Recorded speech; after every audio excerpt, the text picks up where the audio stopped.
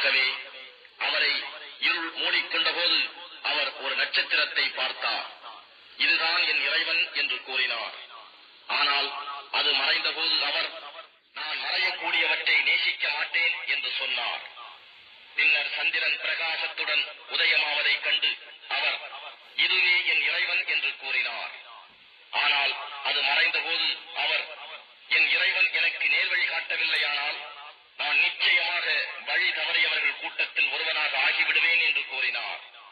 பின் சூரியன் மிக்க ஒளியுடன் உதயமாவதைக் கண்டபோது, இதுவே என் இறைவன், இது எல்லாவற்றிலும் பெரியது என்று அவர் கூறினார்.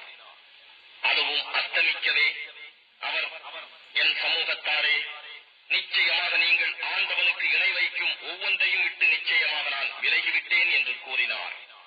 வானங்களையும் பூமியையும் படைத்தவன் பக்கமே நான் உறுதியாக என் முகத்தை திருப்பிக் கொண்டேன். நான் முஷ்ரிக்கானவனாக இணை வைப்போரில் ஒருவனாக இருக்க மாட்டேன் என்று கூறினார். அவருடன் அவருடைய கூட்டத்தார் விவாதித்தார்கள். அதற்கு அவர், அல்லாஹ்வை பற்றி விவாதிக்கவா நீங்கள் என்னிடம் வந்துள்ளீர்கள்? அவன் நிச்சயமாக நேர்வழி காட்டிவிட்டான்.